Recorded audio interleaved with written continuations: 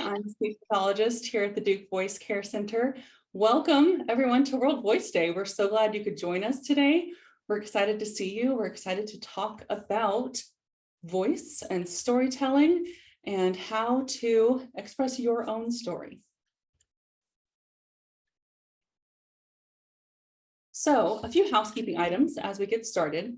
This presentation will be recorded and sent to participants after the event. So if there's something that you feel like you've missed or you wanted to see again, you will get that in an email toward the end of this week.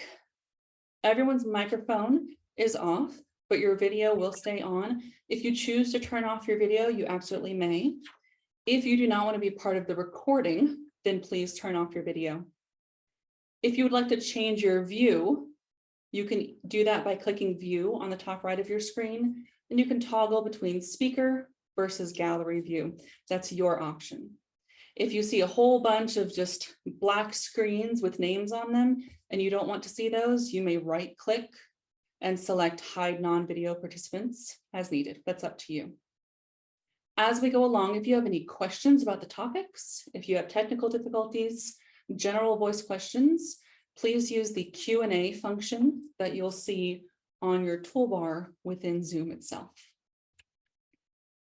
So as I said, I'm Lauren Fay, one of the speech pathologists at the Duke Voice Care Center. This picture is our lovely team full of speech pathologists, laryngologists, and all people who care for the voice here at Duke Voice Care Center. As we do this presentation, I want to make sure to thank the entire World Voice Day committee, including my co-host Tara and all those who are speaking today. I would like to thank our chair of the Department of Head and Neck Surgery and Communication Sciences, Dr. Howard Francis. Definitely would like to thank the family of Patrick D. and Julia Keenan, who support the PDK Patrick D. Keenan Award, which is associated with World Voice Day. And of course, our storyteller, Jean Demick, who is going to be telling her story later today. So what is World Voice Day? World Voice Day began in 1999, actually in Brazil, as Brazilian Voice Day. And the goal was to increase awareness in the public about the importance of the voice and to inform the public about vocal health. We all have voices and it's important to keep them healthy and strong. World Voice Day is technically on April 16th. We're celebrating it here at Duke today. We've been celebrating World Voice Day at Duke every year since 2007. Our previous events have been on a wide range of topics, all focusing on vocal health in some way.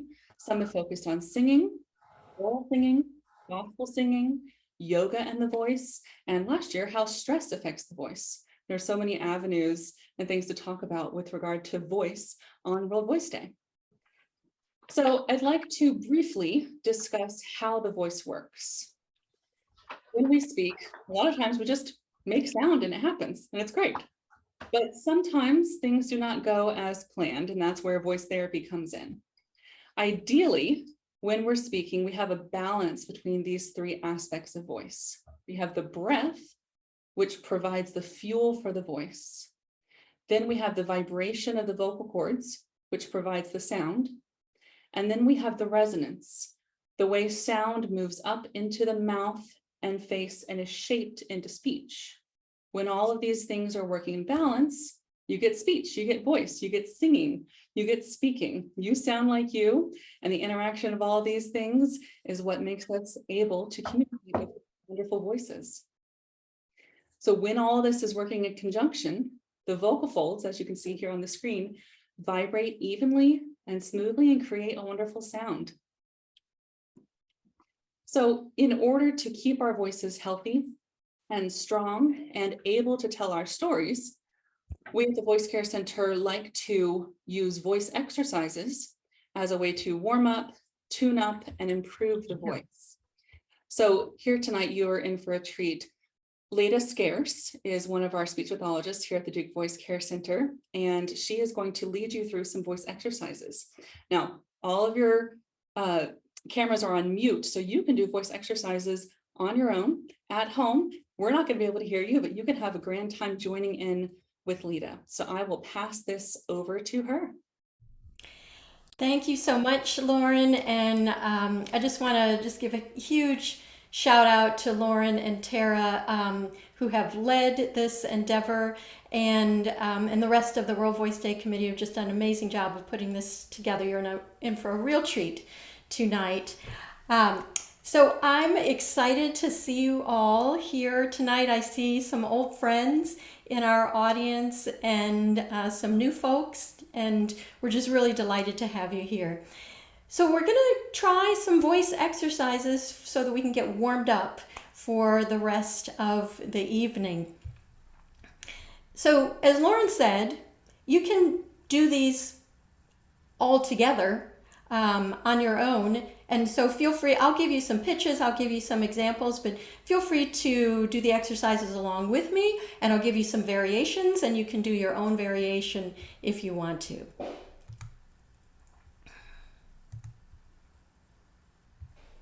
So we're going to focus on two aspects of the voice this evening, breathing and resonance. We're going to go into that in a little bit more depth. So breathing, obviously you already know how to breathe, right? But breathing for life and breathing for voice can be a little bit different. And if we can optimize the pattern of our breathing, it can help us to make our voices better and stronger. So some of you may have heard about diaphragmatic breathing or abdominal breathing, and sometimes that language gets thrown around and it may not be clear exactly what that is. So let's take a second to look at this a little bit. So the diaphragm is a muscle that separates your lungs, your chest cavity up here, from your abdominal cavity here. So this little thin line here is the edge of the diaphragm. This picture, as we move forward, kind of shows the diaphragm in action as we're breathing. So we can go ahead and play this video. Here's the exhalation. Now as we inhale, you see the diaphragm kind of coming down, and we exhale, the diaphragm comes up, and it's pushing on the lungs, which are up here.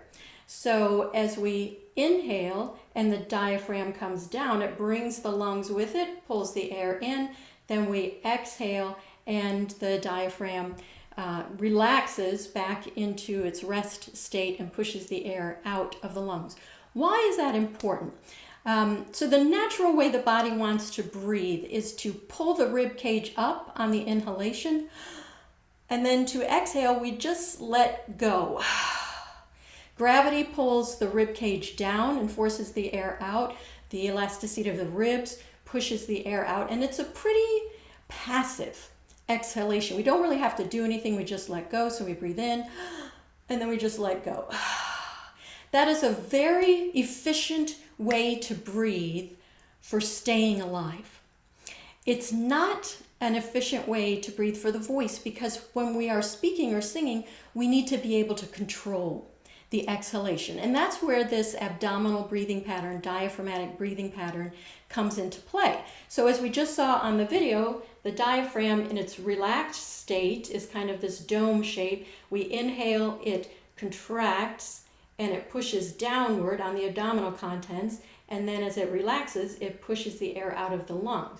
Well, as the diaphragm contracts and pushes down on the abdominal contents have to have somewhere to go, so the abdominal contents push out against the abdominal wall. So here's breathing for life, which we could call a chest breath or a clavicular breath, with the chest going up and down, not efficient for voicing. With the abdominal breathing pattern, what we see is on the inhalation, the abdomen expands outward, and on the exhalation, we compress the abdominal muscles, and that pushes the abdomen in, pushing up on the diaphragm, pushing the air out of the lungs. So let's just take a second to try that together. So you can put your hand on your belly. If you put your palm kind of right over your belly button, you'll be in the right spot. And see if, as you inhale, can you feel the abdomen expanding against your hand? And then exhale and feel the abdomen compressing in. Now watch what's happening here. I'm not going up and down here.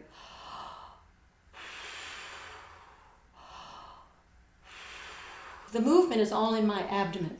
Now, we have a lot of control over our abdominal muscles. So using this abdominal breathing pattern gives us control of the exhalation.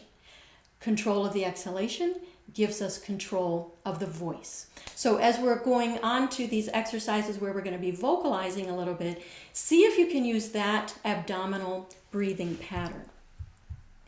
Okay, so we talked about breathing. Now let's talk about resonance, another critically important aspect of the voice. So the resonator for the voice is essentially everything between the vocal cords, which are here, and the lips, which are here. So this part of the throat cavity that's right above the vocal cords, the part of the throat cavity that's right at the back of your mouth, the inside of the mouth, all of that is we can use as the resonator for our voice, kind of like a guitar.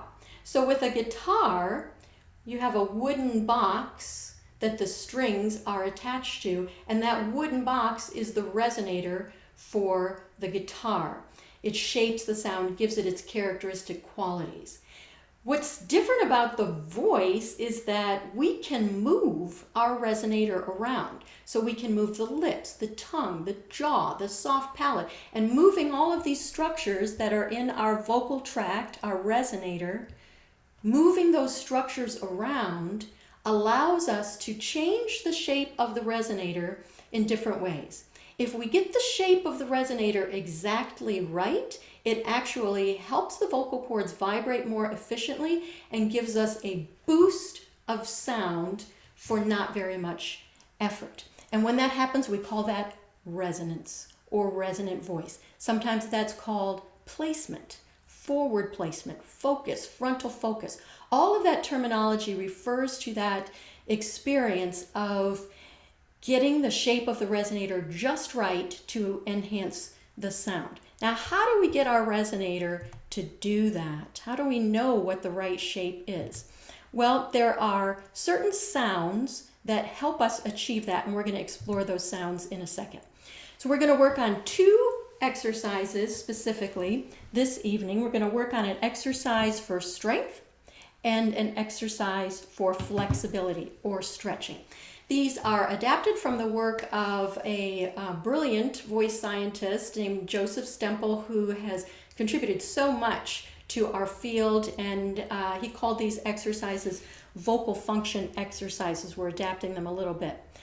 Now, having said that, and all tribute to Joe Stemple, interestingly, a version of these exercises goes back centuries to a singing teacher and singer named Manuel Garcia, who was a famous singing teacher in the 19th century. And in his famous treatise, The Art of Singing, he actually describes similar exercises. So our understanding of the value of these exercises goes way back.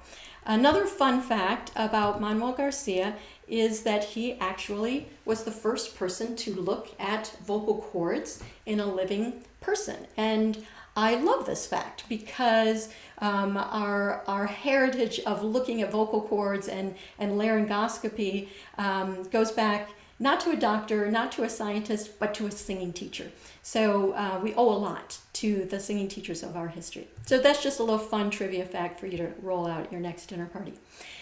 So let's try some exercises. So the sounds that can help us achieve both the optimal airflow and the optimal resonance fall into a category of sounds we call semi-occluded vocal tract sounds. Now remember, the vocal tract is everything between the vocal cords and the lips, semi, partial, occluded, blocked. So this means we are partially blocking someplace along the course of the vocal tract. An example of a semi-occluded vocal tract sound is a lip trill, like that. So I'm partially blocking the airflow here at my lips. I could make a sound like a Z sound, zzz. Now I'm partially blocking the airflow with my tongue. I could sing through a straw and partially block the airflow that way. I could try humming, and I'm partially blocking the airflow by sending the air through the nose instead of through the open mouth.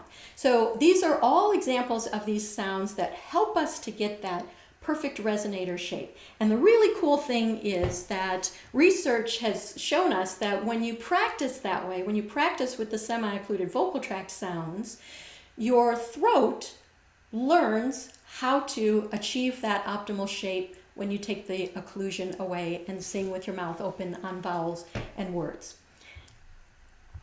So let's start diving into these exercises. So the first exercise is a strength exercise called adductory power. Adduction meaning closing. So we're strengthening the closure of the vocal folds. This is kind of like a plank for your voice. It's an isometric strength exercise. So with this exercise, you choose a note and you choose a sound. I would recommend one of the semi-occluded vocal tract sounds, and you hold out that note on that sound as long as you can comfortably hold it. I want to underline that word, comfortably. So the idea is not to hold it so long that we get to the last little gasp of air, but just to hold it as long as you can comfortably hold it. So I'm going to give you a note and a little demonstration. Sing this along with me. You can choose a different note because we're all muted, or you can try the note that I'm doing. I'm going to do this on a hum because I think that sound is going to come through the best for you all. But you could try singing through a straw. You could try putting that straw in some water and singing that way, creating a little bit more resistance or occlusion to the airflow. You could try a lip trill or a tongue trill or a Z sound. Zzz. Play around. You could do each note on a different sound and see which one you like the best. There's not one that's inherently better than the other. It's the one that feels right to you and works best for you. So let's start here, or you could start an octave lower. And we're just going to start on that note. So you're going to take your abdominal breath and start holding out.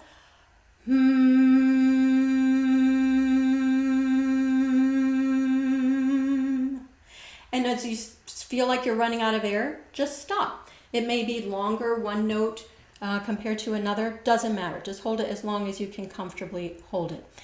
Then you go up to the next note, which could be here, or choose your own note.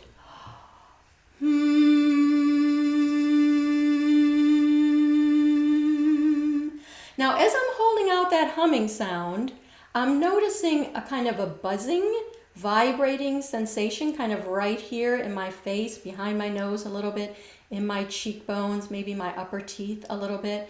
See if you can start to notice that sensation on the next one, whichever sound you're choosing.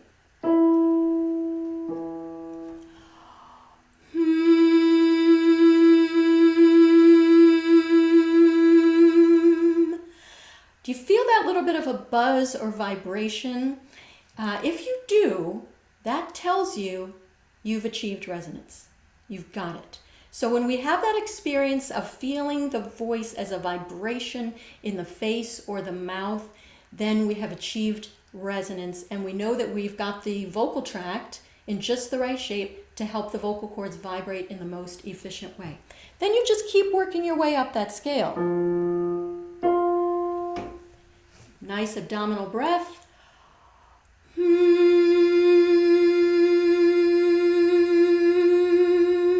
Now I did that one without any vibrato. I could have used vibrato. That would have been fine. So it doesn't really matter.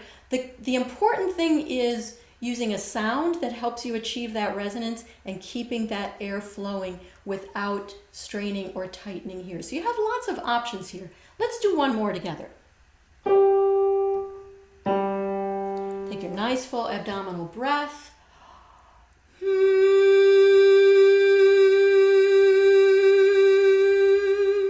And you could continue right up the scale with that. And finish that octave scale. That's a great way to start with that auditory power exercise. You could start on a different pitch. You could do more notes than that.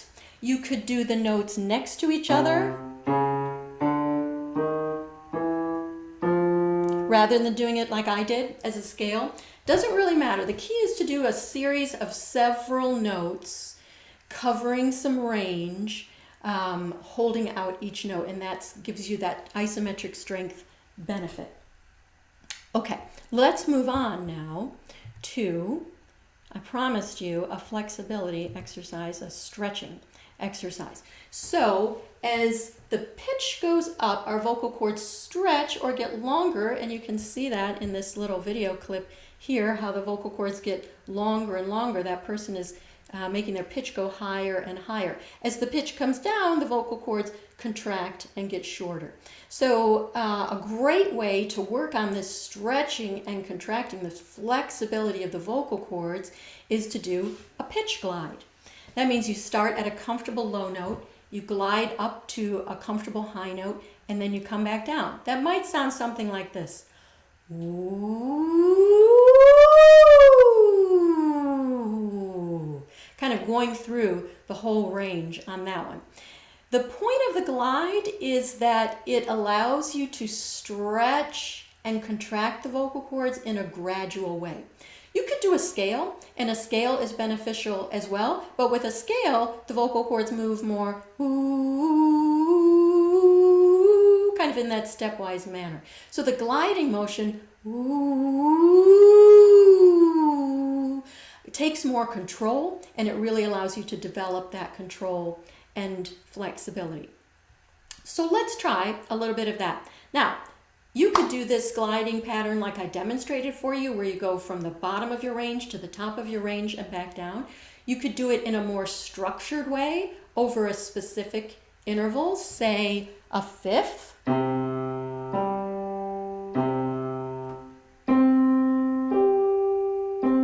Like that. So let's try a couple like that. Choose your sound, choose your semi-occluded vocal tract sound that you want to use. I'm going to go back to the humming.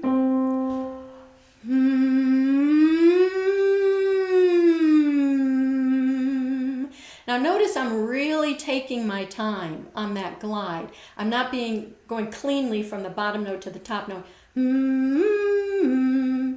So I'm asking you to do this in a way that goes against everything every choral director has ever told you about not scooping around with your pitch. I want you to scoop around with your pitch on this because we get that gradual stretch and contraction. Let's try another one. Choose your sound, choose your note. We'll do another one. Remember to take that nice abdominal breath.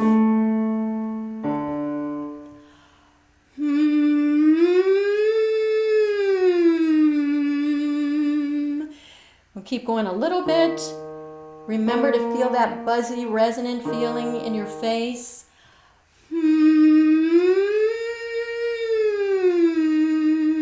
Etc. And you can just keep going up through your comfortable range.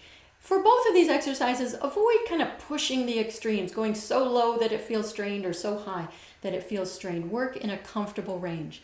So I chose to do that over a fifth. You could do a different interval. You could do a shorter interval over a third.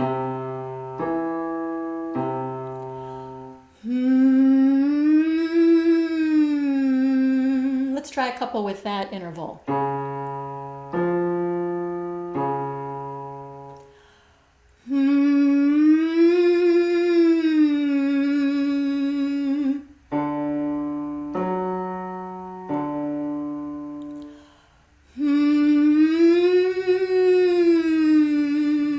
Etc., etc. Generally, the shorter the interval, the smaller the interval, the easier it's going to be. Now, if you want to really stretch things out, you could do that glide over an octave. Let's try a couple like that.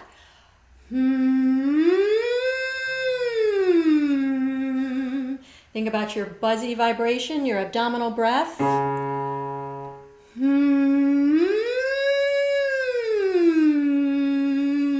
I hope you are all singing along with me. There's going to be a quiz later.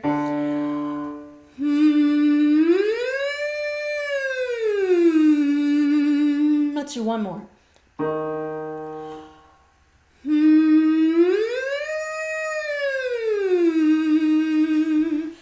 So that gives you a start on some vocal exercises. I will tell you, I never cease to be amazed by how effective these two simple exercises are if you do them regularly. So if you don't have time to do anything else to warm up your voice, try getting in the habit of doing these two exercises. They are great for speaking and for singing. They are great for recovery when your voice feels tired or fatigued. Doing these exercises for a couple of minutes can help you recover more quickly.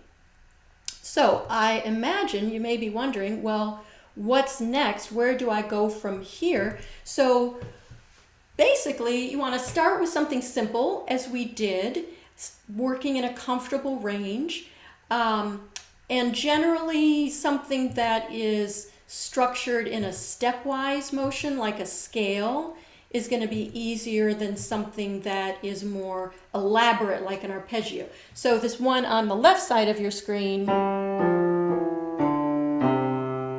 is going to be easier than something like, it's going to be more challenging. So just kind of think about things in that way.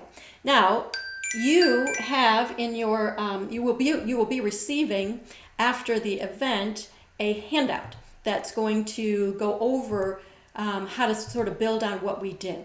So you can kind of think of exercises as having some basic ingredients, and those would be the pitch and the rhythmic pattern. So that might be the sustained note like we did, or it might be a pitch glide like we did, or a scale or arpeggio as I just demonstrated. Another ingredient is your sound content. You can do the SOVT sounds like we did tonight, or vowels, or consonants, or syllables, or words. Another ingredient is the loudness level that you're singing at, so you can vary how loudly you're singing, and the degree of accent. So are you singing staccato, he, or legato, he, or marcato, he, where there's kind of a little pulse. So the degree of accent kind of changes the exercise as well. In the handout that you'll be receiving, I go into the rationale a little bit about what sounds and patterns to use for different benefits, and so you can have fun and explore that at your leisure.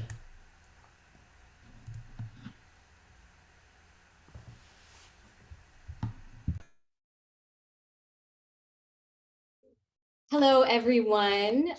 Thank you so much, Lita, for leading us through those vocal exercises. I'm sure everyone learned something from that. My name is Tara Nixon. I'm one of the Duke Voice Care Center speech pathologists and singing voice specialists. My pronouns are she, her, and I'm so happy to be here with you all tonight. Duke Voice Care Center's vision of the future of voice care originated in the work of an ambitious and dynamic physician, performer, and storyteller, Dr. Patrick D. Keenan. Dr. Keenan believed that through understanding and caring for performing artists, clinical insight into the prevention and treatment of voice problems could be gained and applied to all patients who have voice problems. This simple tenet motivates our center to build a rich collaboration with the performing arts community and merge medical knowledge and surgical expertise for those who can benefit the most, creating in the process unparalleled comprehensive care for both emerging and accomplished performing artists, as well as the avocational and professional storytellers of our community. During Dr. Keenan's 40 years at Duke, he was the nexus for voice care and performing arts in the Triangle. As a surgeon, he restored hearing to the hearing impaired, removed tumors that otherwise would have taken lives, improved the breathing health of athletes and the elderly, and worked relentlessly to restore the voices of patients and colleagues. As a teacher and a healer, Dr. Keenan's distinctive bass voice served as an effective tool for educating medical students, but also conveyed hope and confidence to patients.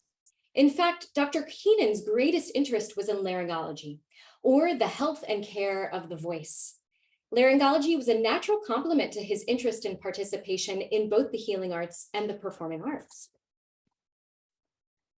In 2010, Duke Voice Care Center announced the establishment of the Patrick D. Keenan Award for Vocal Health and Wellness to be presented annually to individuals who increase awareness of the importance of the voice through their lives and careers. Previous honorees, as you'll see here, include Grammy-nominated jazz vocalist Nina Freelon, international opera star Simon Estes, NPR broadcaster Carl Castle, Grammy-nominated singer-songwriter Tift Merritt, the band Delta Ray, the all-male chorus 100 Men in Black, American Idol winner Scotty McCreery, Broadway performer Lauren Kennedy, voice teacher and renowned gospel singer Dr. Trinice Robinson Martin, yoga voice instructor Mark Moliterno, and performance coach Ingela Onstad. In 2020, we had planned for the Monty to be honored at our World Voice Day event, but the pandemic changed our course, of course. This year, we are delighted to invite back and finally honor the Monty with the 2023 Patrick D. Keenan Award for Vocal Health and Wellness. The Monty is a nonprofit organization that invites people from the community to tell personal stories without the use of notes. The mission of the Monty is to create community through the telling of stories. And it has been selling out shows and providing a space for folks to share their voices since 2008. Our featured guest tonight, Jeff Polish, is the executive director of the Monty.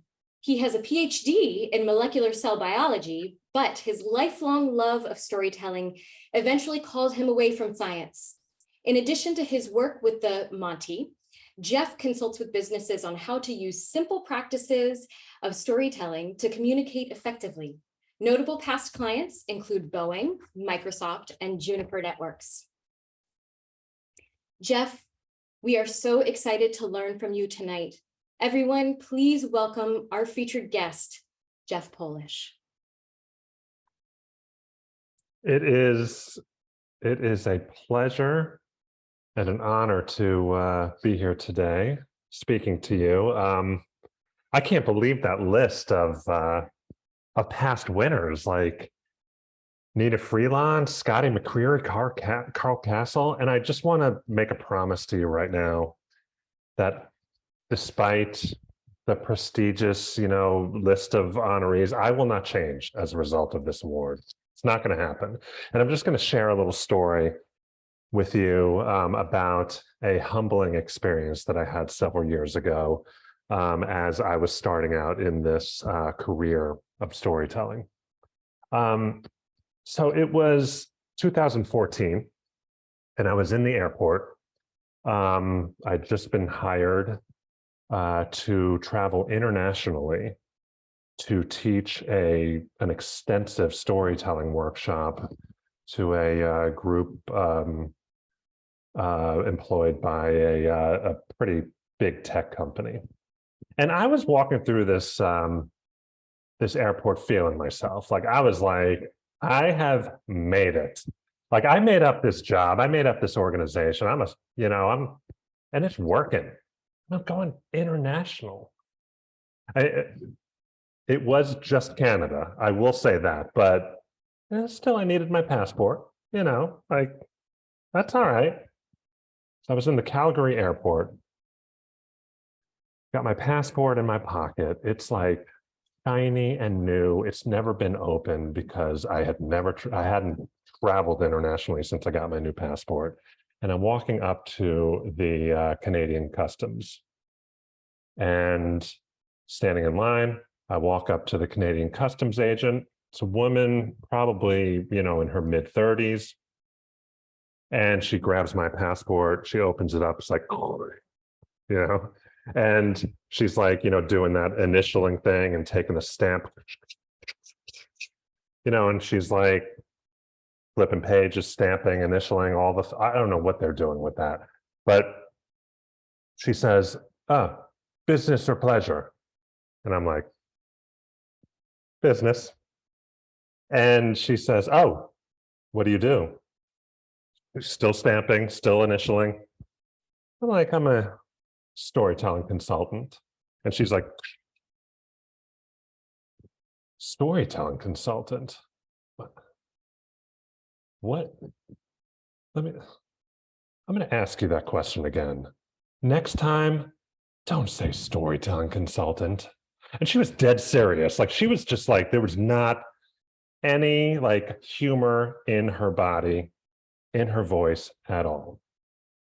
So she says, what do you do? And I'm like, I'm a communication specialist. And she says, oh, I see. You're a communication specialist. Oh, you must be very good at your job. I'm beside myself at this point. And then she says, so where are you heading in Canada? And I said, Banff, Lake Louise. She's like, which one? Are you going to both? Are you going to one? Or which one are you going? Where are you going, sir? And I'm like, I have no idea. I'm so intimidated by this woman right now. She finally gives me the final stamp and closes my passport, hands it to me, and I'm on my way. And as I'm walking, to baggage claim, I'm thinking to myself, like any time that I am really feeling a little above my station, no matter where I am in my career, all I have to do is remember the 30-something Canadian customs agent that completely derailed my ability to communicate, and I will just come right back to the ground. So that's where I am now. I'm really excited to be here with you. I'm really excited and honored to receive this award. And I'm just happy to be able to talk about something that I'm extremely passionate about, which is the sharing of stories. And today I want to talk to you about the gift of story. Not only the gift of story, but the great responsibility of listening to and receiving that gift, but also what happens when that gift is refused. Okay? So I want to take you back to 2011, and I'm going to tell you a story of two organizations. And I'm not going to name the organizations because, we don't have to get that provocative here. But suffice it to say, we have a Legacy Organization 1 and Legacy Organization 2. And these are two nonprofits that are basically global health organizations. They're providing resources, education, medical resources to developing communities around the world. Okay, these are amazing companies. And the people that work for these companies care deeply about the programs they're involved in, deeply about the projects that they're on, and deeply about the people that they're serving around the world. In 2011, there was a little bit of a scandal with one of those legacy companies, and they were on the verge of folding until the other legacy organization came along and acquired the other one. So Legacy 1 acquired Legacy 2 to create a new, bigger organization. And at the time, the executives of this newly formed company were thrilled because they were thinking, now we are able to, with the resources of two companies, we are able to do more than we ever could have done separately, and we're able to serve more people. This is an amazing opportunity. So a year later, they wanted to commemorate the acquisition or the merger that occurred between these two companies. So they thought, let's get some of our employees to tell stories about their experiences going from these two different organizations to one bigger organization. And we're going to call these transformation stories, the stories of transforming into where we are right now. So they chose division heads, employees from all different departments throughout the company. They chose employees from Legacy 1, and they chose employees from Legacy 2, and they were all going to develop their own stories, personal stories, transformation stories, and they were going to be filmed, and it was going to be, put up on a website for everyone in the company to see. But they had to develop these stories, and they were told that they needed to report to a conference room every 2 weeks where a story professional was going to work with them on developing their stories and making them compelling and interesting.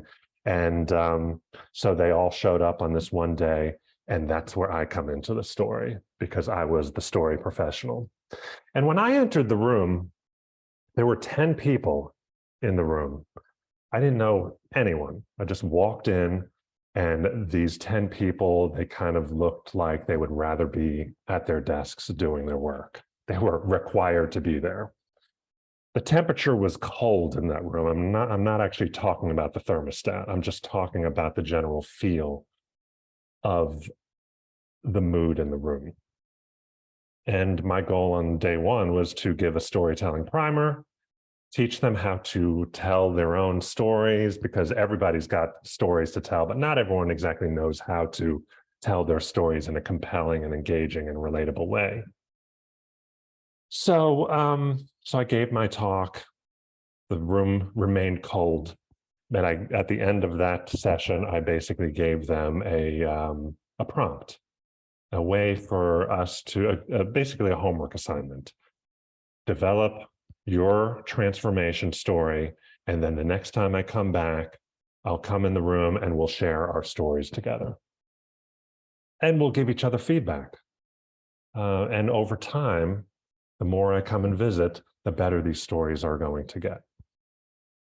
So I was talking to my handler afterwards, and I was like, they did not feel me today. Like, they were not receptive to my presence. And this woman who I know personally, she works in the communications department at this company. And she said, well, I guess I should have told you that a lot of people are pretty unhappy at this company. I mean, ever since the acquisition last year, people have been so disgruntled.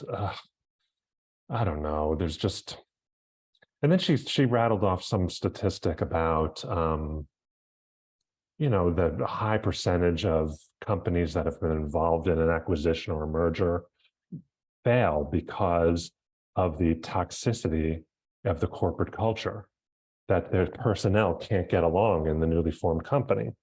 I'm like, I don't know anything about business, I'll tell you that. But I was like, okay, but I'm here to do my job. So the next time I came back, I walked into that cold room again, 10 people sitting there, and gave a nice introduction, gave a little rules of engagement of how we share our stories, and also how we give feedback to these stories. And then one person volunteered to tell their story. Gave feedback, another person. By the end of the day, everyone had shared their stories. And let me tell you that all of these stories shared a lot of things in common. They all started with this sense of fear, that when the merger / acquisition occurred, all of the people in the room feared that the projects that they had been assigned to, the great work that they had been doing for the last several years, was going to be destroyed, dismantled. They were going to be placed on a different project, or worse, the projects that they cared about were just going to be taken away altogether. And the people and communities they served around the world were just not going to benefit from them, from their services. So there was a lot of fear, but also there was a lot of suspicion and dislike of the other. In other words, employees from Legacy 1, they were suspicious of the employees from the Legacy 2. Like, I don't like these people. And vice versa. Legacy 2 would tell stories about fearing Legacy 1. But the more that these stories were shared, the more that the listeners in the room realized that they had more in common than they shared differences. They all cared about the same things. They all wanted the same things. They wanted to do good in the world. They wanted people to benefit from their expertise and their services. And they didn't want their work to be disrupted. And as the stories were shared over several weeks, and they were given feedback, I started to see that these two groups of people that I didn't know this at the time. The first time I walked in the room, we had Legacy 1 employees over here, Legacy 2 on over here. There was no mixing. But every time that I walked into the room to continue our work together, there was a mixing. There was a collegiality. More than anything, there was a unity rather than a disunity. Over time, a community was built, which started as two groups of people became one group of people. And by the time that we reached the end of our workshop together, and we were nearing the filming of these stories, the people in the room started to feel hopeful, not only about their stories and the stories of their colleagues in the room, but they started to feel hopeful about the work that they were doing at this company, because they realized that everyone's after the same thing. Everybody's trying to do good work together. And the stories started to change too. Yes, each story started out with suspicion, doubt, and fear that their work was going to be dismantled. But there was a sense of hope at the end of every story that we can be better than we were before. So it came time to film these stories, and a film crew was assembled and hired, and they set up in some library in one of the floors of the building, and each person came in, shared their story in front of a camera under the hot lights, and assembled behind the camera. Not only were the technical crew, but also the entire communications department at this company. And they were listening to the stories for the first time. And I was standing near them. And I overheard, while I was listening to one of my storytellers tell her story to the camera, I overheard one of the communications officers whisper to the other, "These stories are really good, except we're going to have to cut out the beginning of every single one of them." And I was like, "What? Excuse me? What?" Yeah, I mean, there's too much conflict in these stories. We can't have anybody telling stories where they're speaking negatively about the company.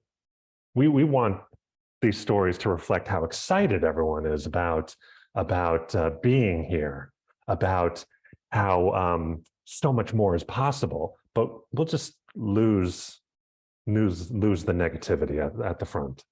And I said, you cannot take these people's stories away from them. That is a violation. You can't do that. And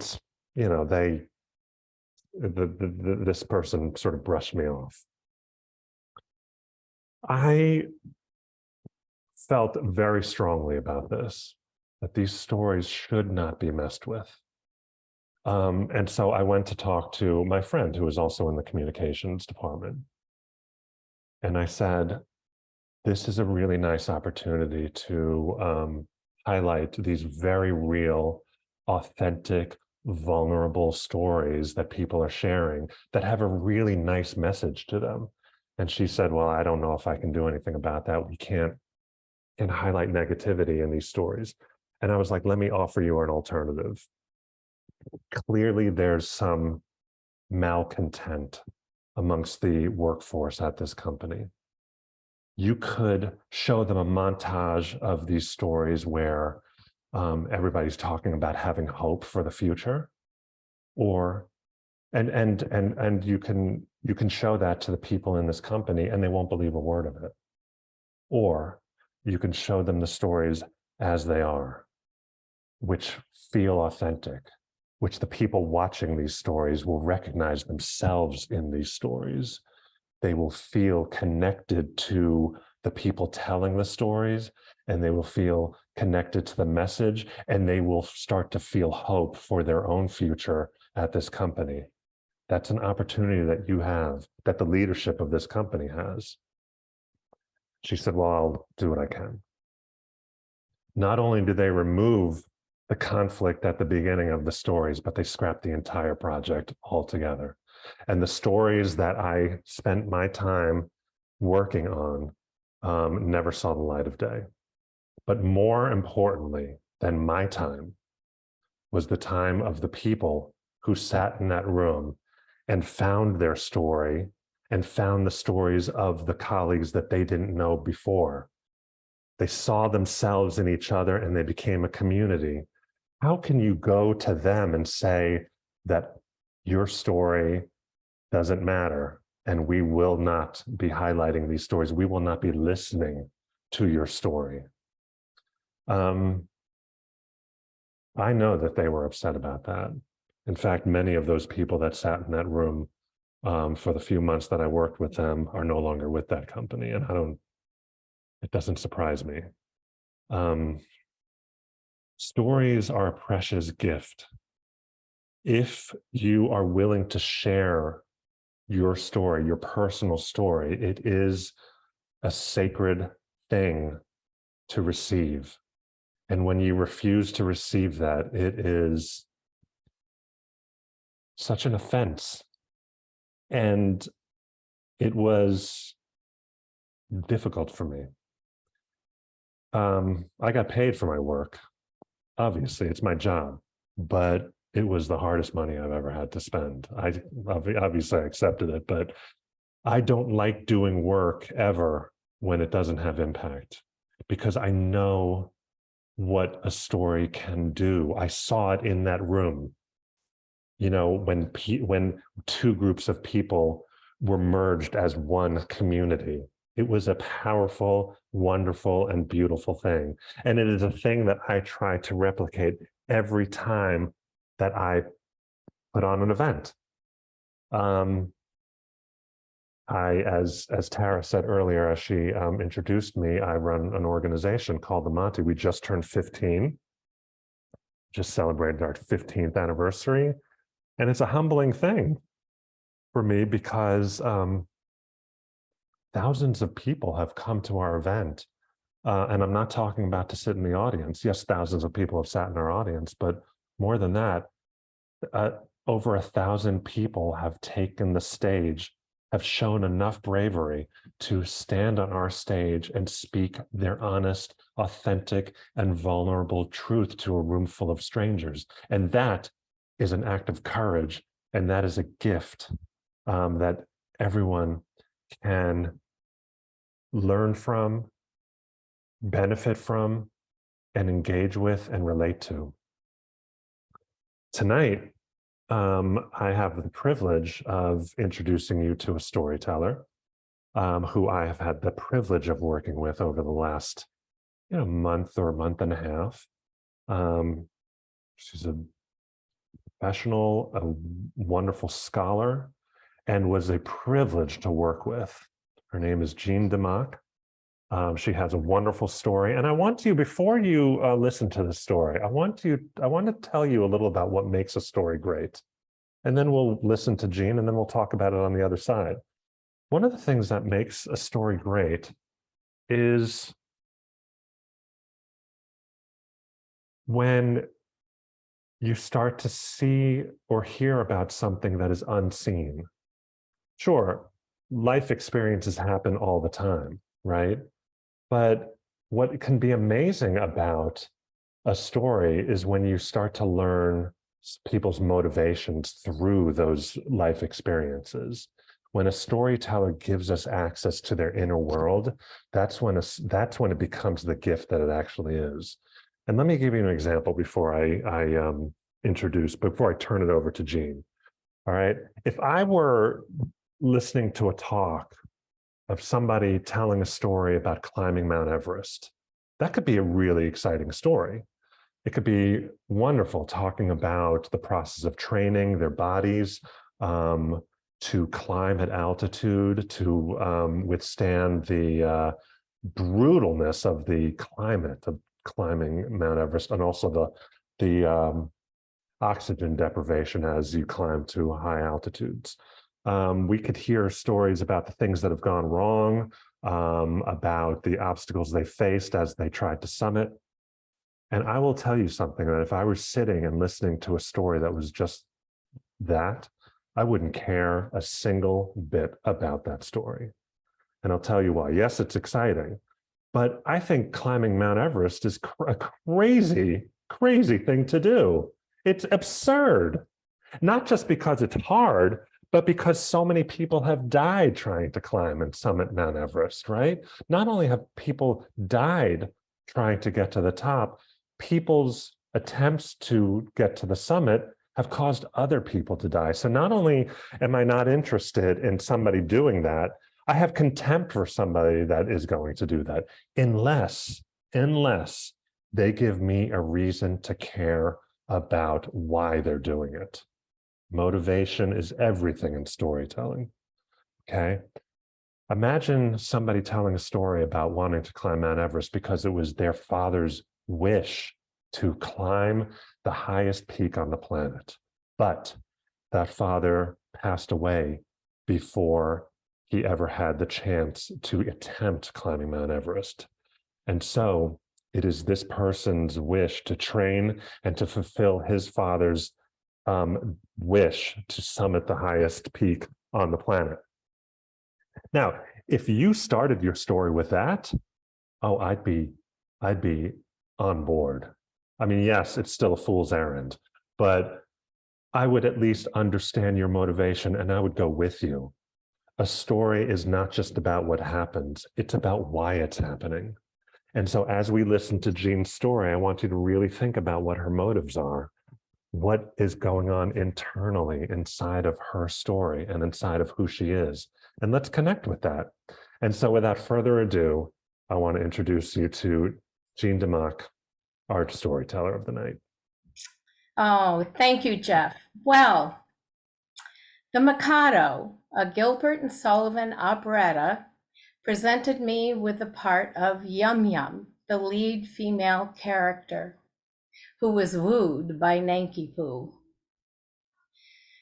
No matter how many years accumulate in my life, I will never forget what I saw after the last curtain call, when the lights no longer blinded my eyes, but rather shone on everyone in the audience. I saw my dad, a World War II Army Air Force smoker who had just been diagnosed with emphysema, stand and clap with many others. But his ovation looked very different from everyone else's. Dad clapped so hard, so fast, so long that he lost his breath. But it didn't matter. He just kept on clapping and glowing, even after my mom helped him back to his seat. While seeing others enjoy my gift always made me happy, seeing my dad's response gave me unspeakable joy. Offerings and singing solos continued over the decades throughout early adulthood and into mid-adulthood until my 50s took my voice. I'm now 75. It's been a while. I soon learned that it wasn't my age or the hormonal surprises offered by menopause, but asthma that took me to a place where I had to turn down solo offerings and even group singing. Not reaching notes and hearing my own voice crack dashed hopes of singing ever again, especially after 2 different allergists where we lived in the Northeast were unable to bring my health to the point of giving me my voice back. I have realized over the years that there are different events related to aging that have the potential of creating a grieving process in the life of a person who is blessed to reach my age and beyond. Outside of a diminished, but still only somewhat adequate head of hair, the other more significant loss rested in my singing voice. This void created what is called disenfranchised grief, a very real grieving process that is generally not recognized in our society on the whole. But there it was. Tears and lumps in my throat within the realization that I couldn't join in singing Pie Jesu or Sheep May Safely Graze or Think of Me or any other tune for that matter, when all of that lovely music perked my senses and emotions. But a turning point presented itself. In setting up doctors after moving to North Carolina, Dr. Anne Renee Collier asked me if there was anything that I cannot do now because of asthma that I could do before. Yes, I said, sing. She directed me to Duke Voice Care Center. After an examination by Dr. Michelle Collins, Tara Nixon worked with me over the span of many weeks to teach me the best way to get my singing voice back. She showed me how to cough, how to clear my throat, how to breathe, how to exercise my voice, and even take better care of my vocal cords in general, particularly by drinking more water. When Tara asked me what song I wanted to work on during our time together, I said, "Happy Birthday." My granddaughter would soon have another birthday, and I wanted to sing Happy Birthday to her. The first time I was able to sing my chosen song in entirety was with Tara. But I had to stop before reaching the very end. Tears took over. Not because I couldn't sing without my voice cracking. Not because I couldn't reach the notes, but because I could. Another could rested in knowing I would be able to sing Happy Birthday to one of my granddaughters when she turned 19. And again, a gift of unspeakable joy for both of us.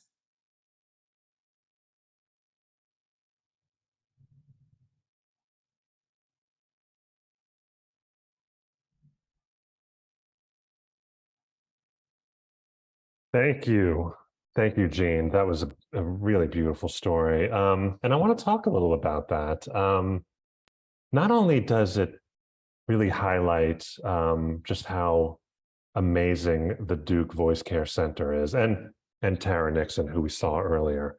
But actually, this story, actually, we could look at it and talk about what this story is actually about. On the one hand, you could say, oh, the story is about the work of the Duke Voice Care Center. It certainly does highlight, as I said, the amazing services that they provide. But this story is not actually about the Duke Voice Care Center. It's about something much more precious, and it's something that they enable, and that is the connection to family through voice. Listening to her great moment at the very beginning of the story about her father, Jean's father, standing up despite, emphysema and health issues, and being her biggest, cheerer in the audience. I mean, that's so special. And then to feel that called back later, not with her father, but with her granddaughter, like it just highlights to me that stories are meant to be felt. And this one, I believe, is most certainly felt. It has a lot of heart. It has a lot of content, and just, it is, as I said earlier, a precious gift. And I hope that you all received that and felt it and appreciated it, because I know I did. Thank you again, Jean. So I have been talking a lot about the gift of story, and also what it's like when that gift is not accepted. But I want to show you what it's like when the gift is accepted. So I want to tell you a story that occurred in March 2020. And I mean, I could say March 2020, and we all know what that means, right? We all know that that's the beginning of the pandemic, and or at least as it affected our lives. In that week when the world shut down, Duke and UNC were on spring break, I believe, at the exact same time. And students, after a couple of days, students were told not to come back to campus. And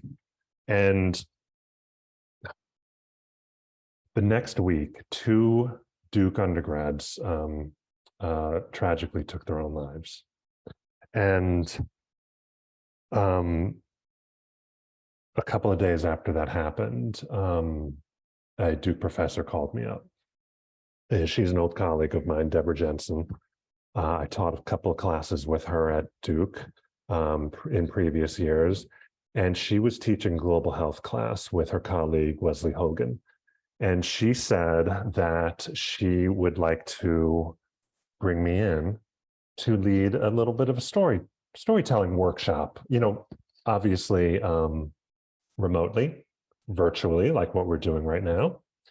And it would be over 2 sessions. The first session, I'd give a little primer on how we tell stories, which I talked a little about earlier. And the second session, I want to enable and deploy the students to share their stories during that class.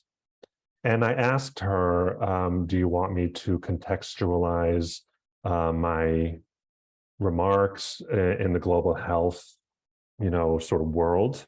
Do you want their stories to be global health related, which is what the class is? And she said, absolutely not.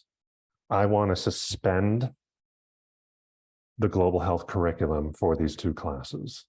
I want to give my students an opportunity to reflect and think about themselves, think about their stories, and to share it with each other.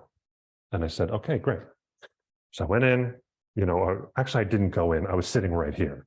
I did the virtual workshop on the first session. I gave them a general prompt to think about leading into the second session, but I basically said, I want you to share whatever story you were inspired to share. You've got 5 minutes to share your story to give room for everyone in the class. We met back the next class. There were about 18 students, and one by one, each of them shared their 5-minute stories. And these Duke undergrads treated these 5 minutes as if they were the most important 5 minutes of their lives. These stories were not trivial. They were not about, the crazy basketball game that they saw at Cameron Indoor Stadium. They were about identity. They were about being, the only African-American student at their, mostly white high school, and how that made them feel. They were about,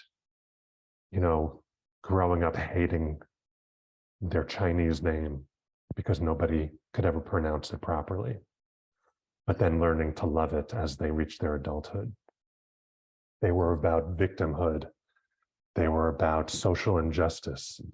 They were about, all of the issues that we care about but don't always openly speak about. And they were stories that were real and authentic and extremely vulnerable.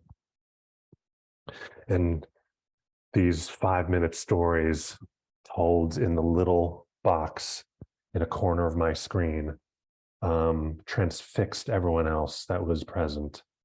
And after each story that was told, there was some feedback, not feedback in the sense that, oh, I wish you had structured it differently, but more like, thank you so much for sharing. Thank you for having the courage to tell that story. I connected with it. I related to it. We come from different backgrounds, but I felt it as profoundly as anyone could. One storyteller after another, until it was finally over. And, there was 10 minutes left in the class, but my job was done.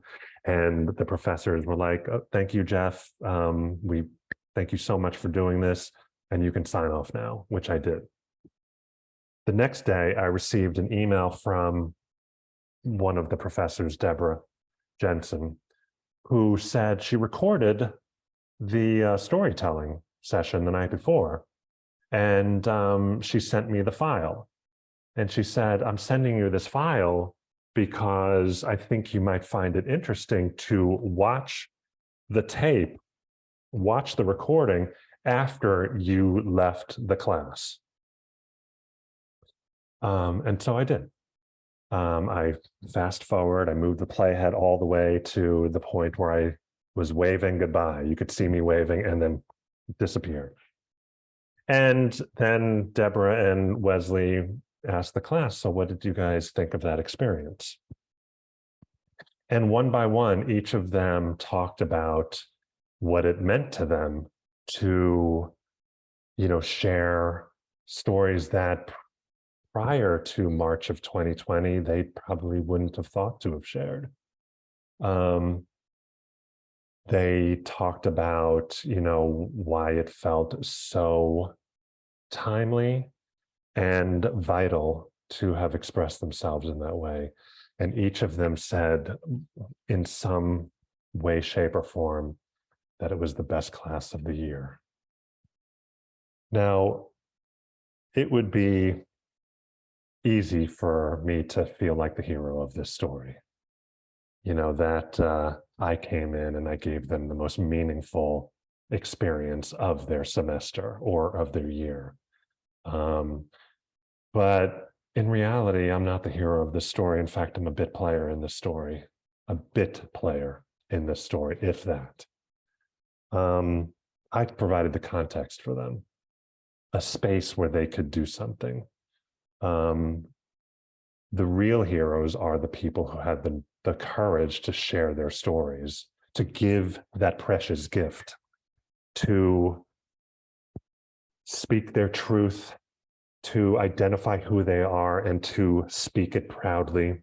And the other heroes in the room are the people who made space for those stories as well, and listened, and made those stories feel heard, valued, present, and vitally important. That is what the listener needs to do in the exchange of stories, is to let the storyteller know that they're important, that they are heard, and that they are loved at the same time. And it was such an honor to be a part of that in some small way, to have opened the space for that. But by no means do I feel like I deserved any credit. The credit goes with the storytellers.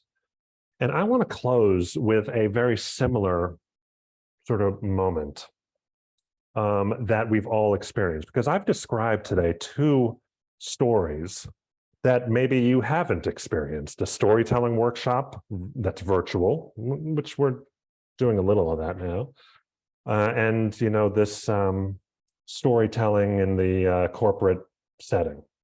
But I want to describe a scene to you that I think all of you will recognize. All of you have in some way witnessed or been a part of in your lifetime. I know I have. Imagine this scenario: 2 people sitting at a cafe having a conversation. They're 2 friends. Talk gets real. one person starts to confess something going on in their life, insecurity, something that's happened, something tragic, something heartbreaking, and they start to get really vulnerable, and maybe they start to cry while they're sitting at this cafe with their friend sitting across from them. And the person sitting across from them is like, oh, no, it's okay. It's okay. Don't cry. Don't cry. It's going to be okay. It's going to be okay. I'm just asking you, I can't see a show of hands or anything like that, but do you recognize this situation either from the friend trying to comfort, their vulnerable friend sitting across from them, or having witnessed it from at a nearby table, or having been the person breaking down? And I get it. I've thought of this situation before many, many times. I talk about this situation on many occasions because I know that the intention of the person sitting across from the vulnerable is to provide support and to help them, to not feel so bad, and to maybe even, show them that we're compassionate. And I don't want to be too critical here, but it's not compassion that you're showing that person when you say to them, stop crying. It's benign cruelty. And what I mean by that is that it's not intentional to do this.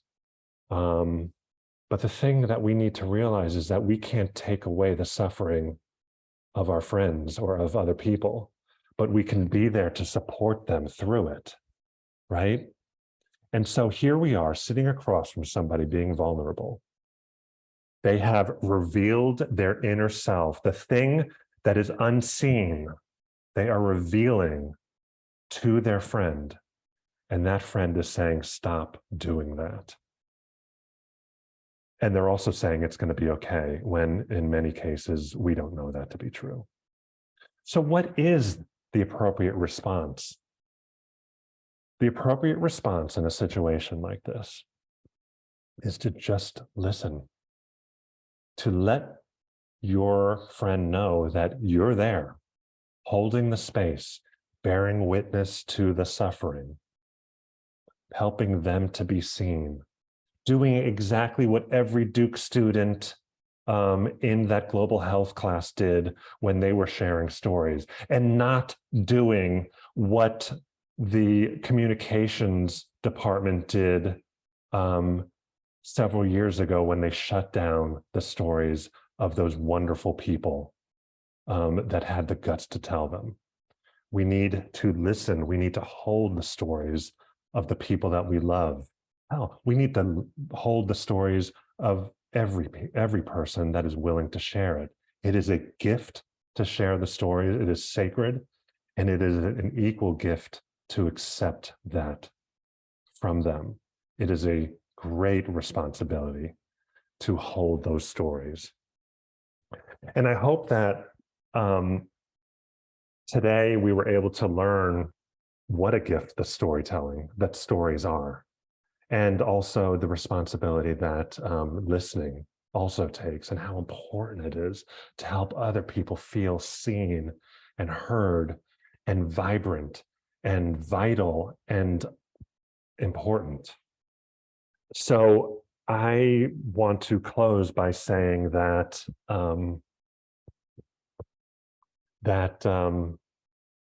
it's been an honor to be here. And while my work is not necessarily in voice health, it is in amplifying voice. And while it was a creative interpretation to award me with this award, it is a great honor to be here receiving it, talking to you today, and just being a part of this community. So with that, I will sign off and thank you for being here. It is a true pleasure. Thank you so much, Jeff. It's been wonderful to hear about the importance of stories and seeing a great example from both you and Jean about how a story can draw us all in and connect us, even virtually, even across different cities and different states with different experiences. Thank you so much, Jean, for being vulnerable and sharing your wonderful story with us. I think we all enjoyed hearing that. I can't wait to go back and watch the recording and really listen to it again, because it was very meaningful. I really appreciate everyone's attention and just settling in and listening to how important our stories are. Our voices are the way that we connect with the world. And that's really what our goal is here, is to create healthier connections with the world, whether that's through hearing health, where we are listening to the stories of others, or vocal health, where we're sharing our thoughts and our feelings and everything that's vulnerable about us with the world. This is how we connect. And the way that we communicate matters, the way we shape that story matters, and our instrument to be able to tell that story matters. So many times we get silenced, but we all have a voice. Everyone has a story, and we are very much in the business of helping everyone share their story. So thank you so much, Jeff.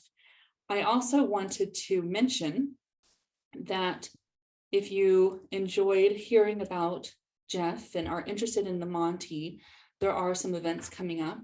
There is an event that's coming up on May 4th. That one is unfortunately already sold out, but there is a Monty Signature Series coming up on June 9th at the Carolina Theater. You can find tickets at themonty.org. We will be giving away 2 tickets to that event for those who enter our prize drawing. So if you're interested, then look for information about that. For additional information about taking care of the voice, vocal health, other aspects related to vocal health, whether that's cough management, gender affirming voice care, breathing, singing voice aspects, we have some informational videos on this website here at the headandnecksurgery.duke.edu website, where you can find additional vocal health info. And we invite you to browse around those. You also may follow us on Twitter or Instagram on social media, where we share information about vocal health and future events. We have many events that go on throughout the year for community engagement of various topics. World Voice Day is just one of them. So feel free to connect with us in that way to learn more. There's always more to talk about, but what many people want to know is, well, I'm having a hard time sharing my story because of my voice. What do I do if I think I have a voice problem? It is never a bad idea to get your voice checked out. Worst case scenario, you know that everything's fine and you have a good baseline in case something changes. Best case scenario, you found out what's going on and then you have a plan for moving forward.